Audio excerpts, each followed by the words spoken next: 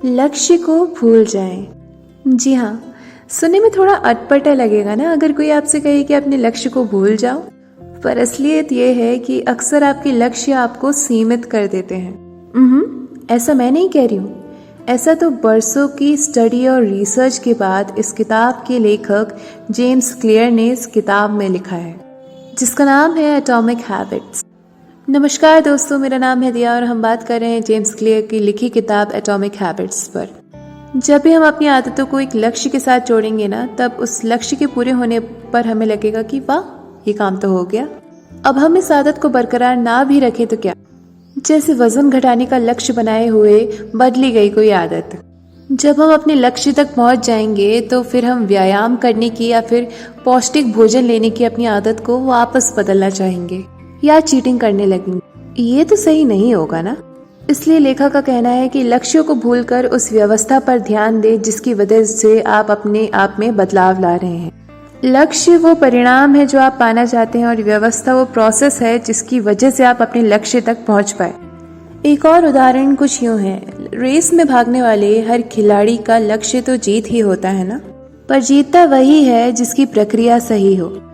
हमें अक्सर लगता है कि हमें अपने नतीजे बदल देने चाहिए, लेकिन समस्या नतीजे नहीं है, समस्या वो प्रक्रिया है, वो कार्य प्रणाली है जो हमें इन नतीजों तक लेकर आई है। बेहतरी के लिए सुधार करना है तो उस व्यवस्था के स्तर पर उन नतीजों को या फिर उस कार्य प्रणाली को हल करना पड़ेगा।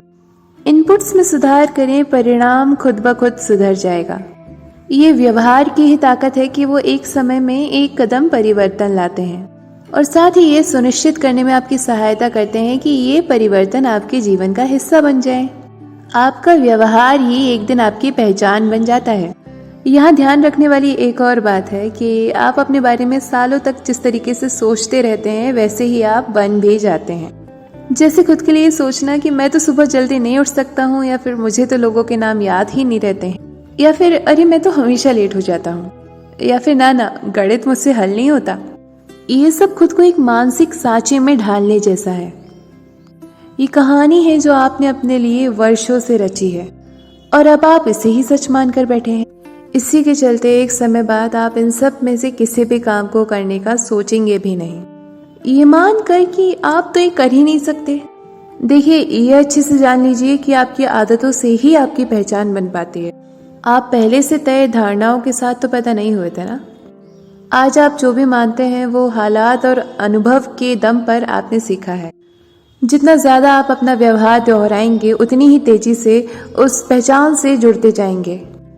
आप कौन हैं, इसे बदलने का सबसे सही और आसान तरीका ये है कि आप जो करते हैं उसे बदलने का प्रयास करें। जैसे कि छोटी इकाई से शुरू करिए, जैसे सिर्फ एक पेज रोज लिखने से आप लेखक बन जाते हैं, रोज दौड़ने से एथलीट, और हर बार जब भी आप कोई संगीत वाद्य बजाते हैं तो म्यूजिशियन हो जाते हैं, और कुछ चित्रकारी करने से पेंटर। आइए सीखें कि किस तरह से सिर्फ 1% हर दिन बेहतर होने के लिए हम एक सिस्टम बना सकते हैं। अपनी बुरी आदतों को तोड़ें और अच्छे लोगों से जुड़े रहें। आदतों को बदलते समय ज्यादातर लोग जो सामान्य गलतियां करते हैं उनसे बचें। प्रेरणा और इच्छा शक्ति की कमी को दूर करें। एक मजबूत पहचान विकसित करें और खुद पर विश्वास करें। नई आदतों के लिए समय निकालें। सफलता को आसान बनाने के लिए अपने परिवेश को डिजाइन करें। बड़े परिणाम देने वाले छोटे आसान बदलाव करें। इस बीच अगर आप रास्ते से थोड़ा यहाँ वहाँ भी हो जाए ना, तो वापस पटरी पर आ जाए। और सबसे महत्वपूर्ण बात यह है कि इन सभी तर्क संगत और पॉजिटिव बातों को अपने जीवन में उतारें, प्रैक्टिकली लेकर आएं।